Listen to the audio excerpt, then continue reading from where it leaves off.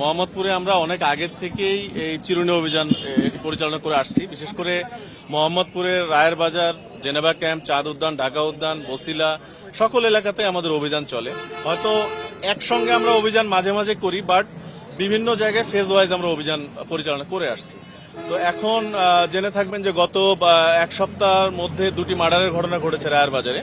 যদিও আমাদের পুলিশ সদস্যরা তাৎক্ষণিক সেই দুটি মার্ডার মামলায় ডিটেক্ট করে আসামি ধরেছে এবং আমাদের পাশাপাশি অন্যান্য আইন শৃঙ্খলা রক্ষাকারী বাহিনীও এক্ষেত্রে কাজ করে যাচ্ছে।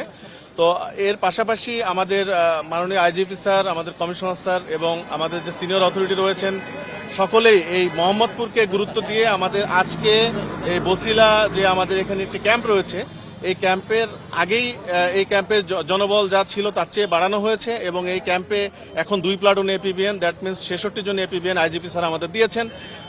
যে এপিবিএন এর সদস্যরা আমাদের সঙ্গে এই মোহাম্মদপুরে যতগুলো অভিযান আগামীতে চলবে, এপিবিএন এর সদস্য আমাদের সঙ্গে থাকবে এবং আমরা একসাথে এই মোহাম্মদপুরকে অপরাধ নিয়ন্ত্রণের জন্য এপিবিএনকে কাজে লাগাবো এবং এই মোহাম্মদপুরে যে সন্ত্রাসী কর্মকাণ্ড যারা ঘটাচ্ছে তাদেরকে আইনের আওতায় আমরা আনার চেষ্টা করব এবং এই চেষ্টা আমাদের আগামীতে অব্যাহত থাকবে। এটা আপনাকে বলে রাখি, আগেও অনেকবার বলেছি আপনাদের যে এই মোহাম্মদপুর এলাকায়, বিশেষ করে এই রায়ের বাজার থেকে শুরু করে যে এই এলাকাটি বেড়িবাঁধ এলাকায় যে অপরাধের কর্মকাণ্ড ঘটে, আপনারা বেশিরভাগই জানেন যে এরা ভাসমান এবং বিভিন্ন জায়গা থেকে এরা আসে, আশেপাশের উপজেলা থেকে আসে, আশেপাশের দূরবর্তী জেলা থেকেও এখানে অনেকে অনেক কাজ করে, যাদের হয়তো স্পেসিফিক কোনো জীবিকা নেই, এরাই ছিনতাইয়ের কাজে যুক্ত থাকে, এরাই কিশোর গ্যাংয়ের বিভিন্ন সদস্য হিসেবে লিপ্ত থাকে।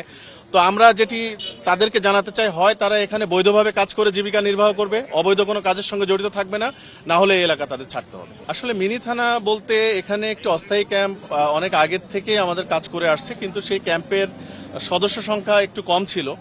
এখন সেই সদস্য সংখ্যাটি আমাদের কমিশনার স্যার বাড়িয়েছেন। সামনে এই ক্যাম্পটিকে থানায় রূপান্তরিত করার জন্য প্রয়োজনীয় ব্যবস্থাও আমাদের পুলিশের সিনিয়র অথরিটি নেবেন বলে আমাদের আশ্বস্ত করেছেন, যেহেতু এই এলাকাটি থানা থেকে একটু দূরে হওয়ায় এবং এখানে অভিযান পরিচালনা করা একটু কষ্টসাধ্য হওয়ায় এই এলাকায় একটি থানা অনেক দিনের দাবি, এই জনগণেরও দাবি এই এলাকার।